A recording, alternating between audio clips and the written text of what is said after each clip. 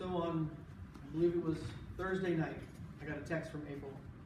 And she said, to be honest with you, I'm really stressed out right now. Family's in town. I had a board meeting till 11 o'clock, and I am just overwhelmed. ...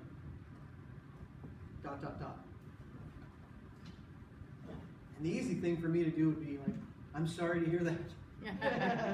We'll pray for you. Yeah. So I knew, I felt that she was asking me, without asking me, to handle things on Saturday for our No Borders ministry. She was supposed to serve Saturday gathering with her parents. And I said, you want me to leave? And she said, well, let me sleep on it. I'll let you know on Friday. So Friday morning came, and I got a very long email from April saying, I need a break. And I just said, you don't have to explain, you don't have to apologize. I'll do it. I'm honored to step in your place.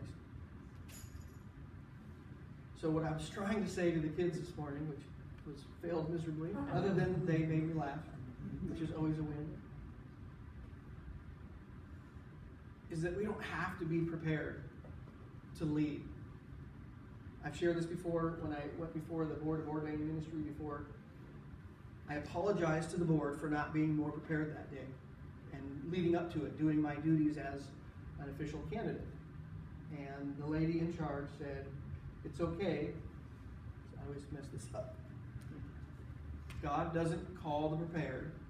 He prepares the call. And I just, So today, I've known for 48 hours that I'm going to lead.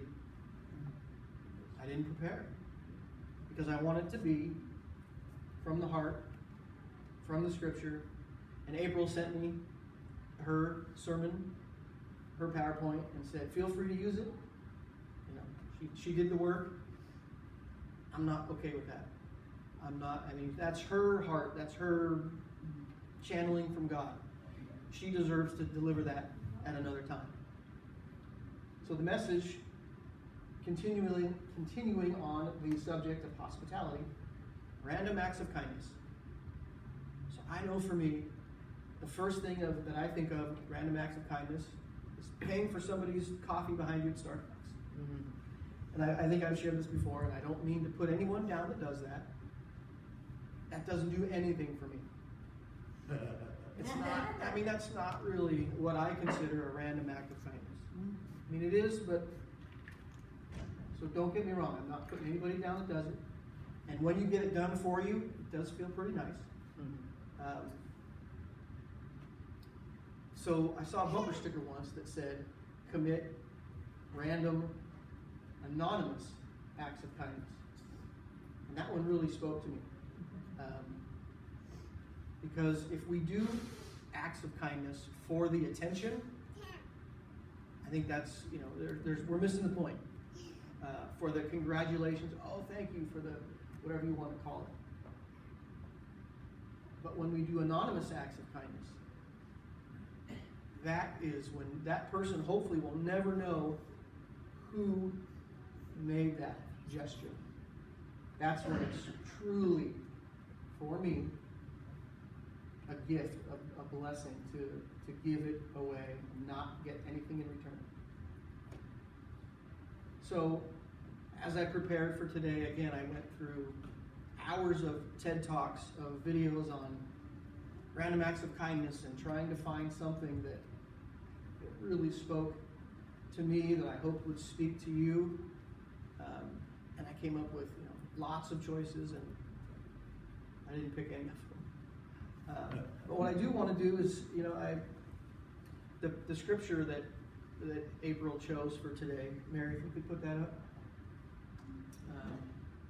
So Luke chapter 14, verse 12 through 14 from the NIV. I believe this is that I have. And I love this version because all the words that Jesus spoke are in red. And it's meant to get your attention. When Jesus speaks, we should listen. So this one, this print is very small. Then Jesus said to his host, when you give a luncheon or dinner, Do not invite your friends, your brothers or sisters, your relatives, or your rich neighbors. If you do, they may invite you back, so you will be repaid.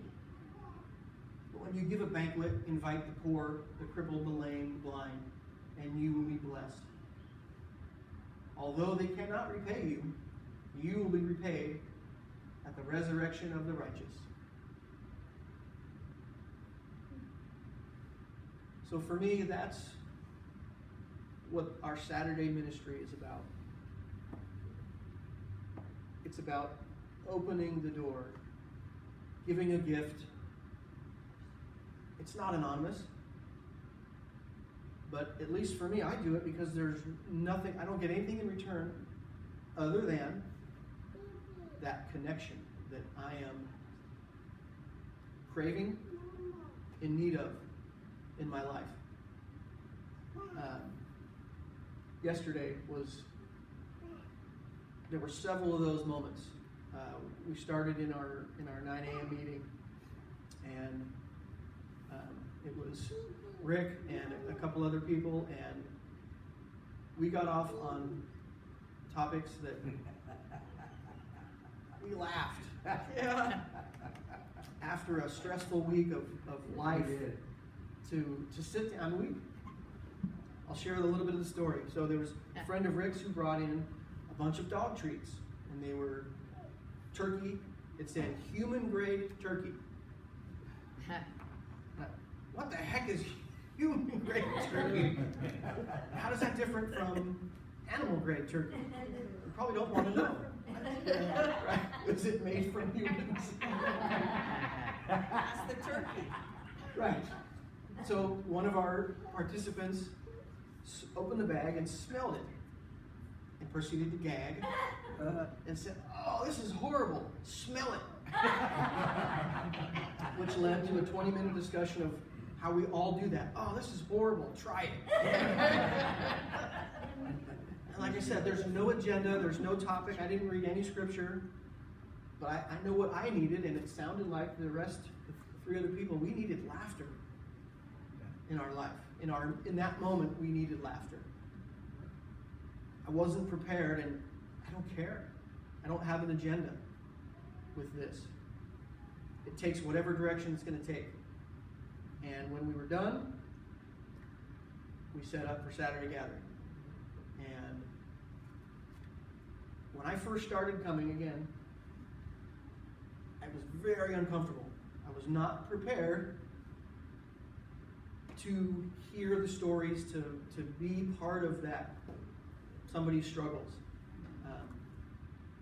That makes it about me. And that's not what, Jesus doesn't call me to be comfortable or always prepared. He calls me to be ready to connect.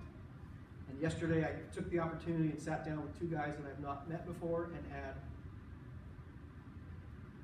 one of those amazing connections that comes from God. And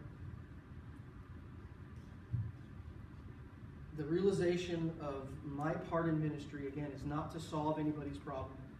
It's to let them know that this Joyful Healer is a place of love, of unconditional love. That it's life. It's life. It's messy, it's ugly, it's painful, it's beautiful. All the struggles that we go through together. We don't have to have answers. We have each other, we have community, and most importantly, we have a God that we serve that I don't claim to understand, and I hope I never do. We had that discussion. People who say, this Bible, it's black and white. I think that, again, I've shared this I don't know how many times. It takes away from the greatness of our God that if we say we understand Him, it, her, whatever you want to call it. If we say we know what this means, word for word, literally, I don't think that's fair. And it can turn people away. To have a conversation, to say to a guy who, we talk about the wars that have been started because of religion. Those two don't go hand in hand. Right?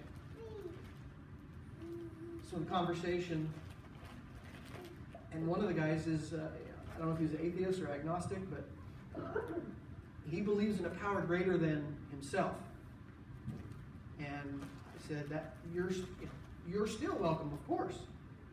You don't have to believe anything to come here on a Saturday or a Sunday. He said, I'm looking for human connection. And as I live on the street alone, it's painful that people avoid me.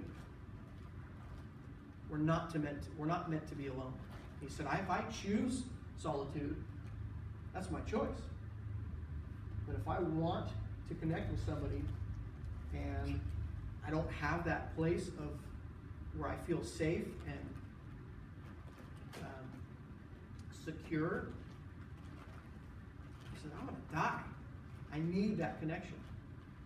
And it was just another one of those realizations for me that we're called, as the scripture says, if you invite people you know, friends that are going to invite you back so you get repaid, I mean, that's fine, of course. State the obvious. We love to be with people that we know and care about. We love to spend time with them. That's easy. It's hard to be in relationship with someone that makes you uncomfortable or you don't agree with.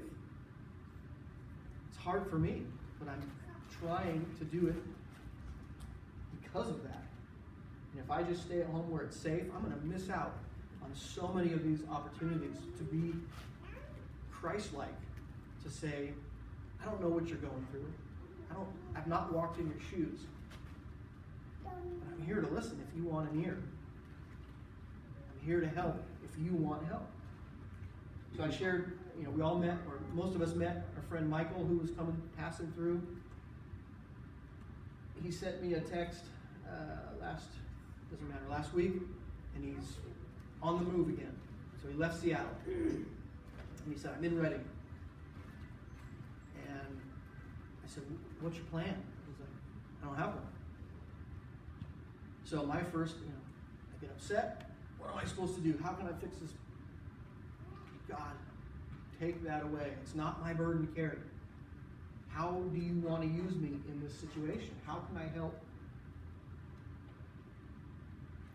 So I started doing some research again on mental health facilities in Reading, where the church is in Reading, so I could tell him, look, there's a Methodist church. And that was one of the things he said that broke my heart with joy, if that's even possible. I just wish I was at your church. He felt safe here. He felt loved here as a stranger. But there's nothing for him in Humboldt County because of his mental illness and his service animal. And he's finding the same thing in Reading. But he's got an appointment with Shasta County Health and Human Services on Thursday. And I want to pray for him that he gets the help he needs, that he's so desperately seeking. And the text that he sent me, I'm gonna read it to you because it lets you know what he's going through. And it breaks my heart, but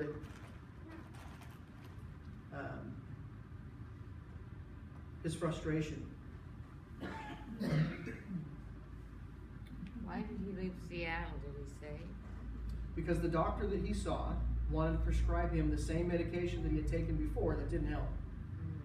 And his flight response is triggered by his PTSD.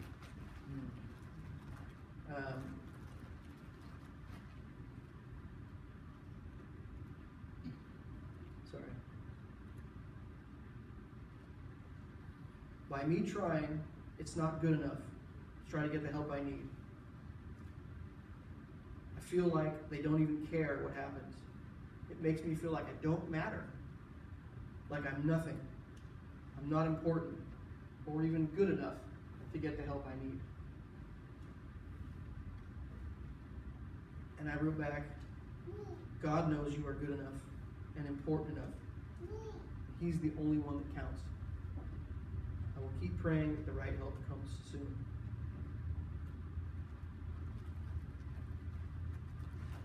It's because of a random act of kindness that he showed up in the store, and two people took him to the shelter and put him in touch with me, that I got to pray with him and offer to have him come to this church, that he felt the love that he's been searching for. And again, it's not me. It's God changing my heart to be willing to be kind and loving and open. Please join me in prayer. God, we thank you first for this day, for the gift of life today, the gift of your love. Help us to be reminded on a daily basis that we are good enough. We are worthy of your love. And it's so necessary for us to see ourselves through the lens that you see us.